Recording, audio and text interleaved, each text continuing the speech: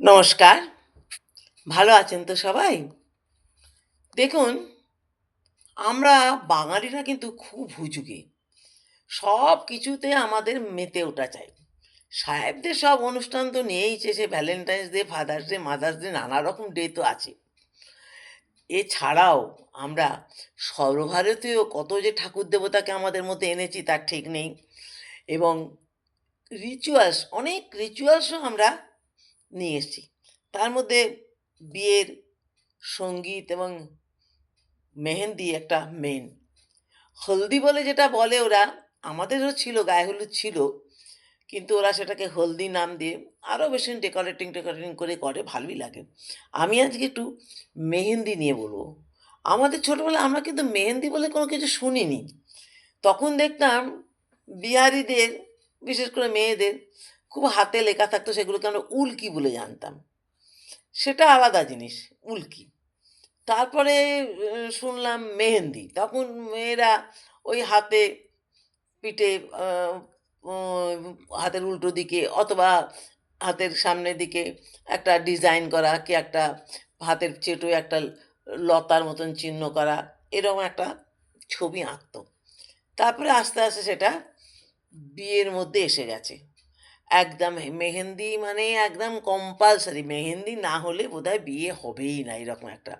এবং সব মেয়েরাই করছে। মেহেন্দি নেই এরকম কোণে আমি তো দেখিনি দীর্ঘদিনের মধ্যে।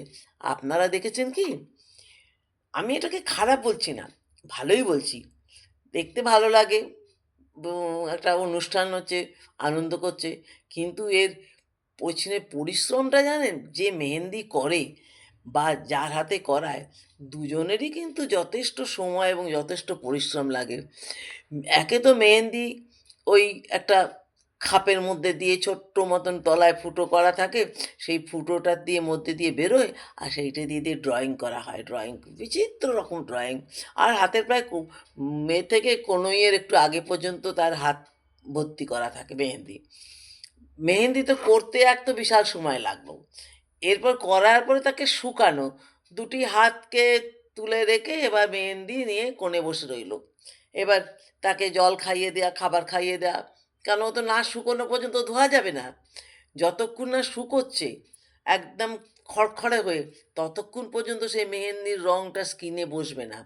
মেহেন্দির রংটা যদি স্কিনে না বসে, তাহলে তো মেহেন্দি ভালো করে হলো না।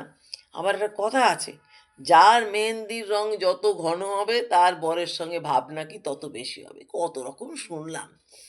আবার হাতের তেলোতে হাজব্যান্ডের নামের আদ্যাক্ষরটা লেখা হবে। সেও বেশ মোটা করে লেখা হয়, বেশ অনেকক্ষণ সময় লাগে।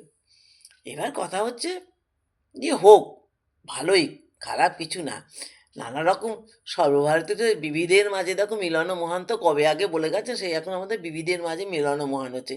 তবুও মারামারি কাটাকাটি সাম্প্রদায়িকতা থাকে, এটাই বড় দুঃখের বিষয়।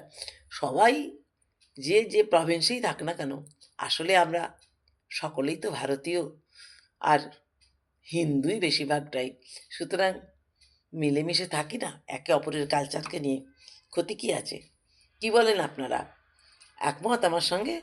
তাহলে জানাবেন লাইন কমেন্টস করে। আর অমত থাকলেও সেটাও আপনি আমাকে ১ লাইন কমেন্টসে লিখে দেবেন। তাহলে আমি বুঝতে পারবো যে কোথায় আমার ভুল হচ্ছে, কোথায় আমার বুঝতে ভুল হচ্ছে।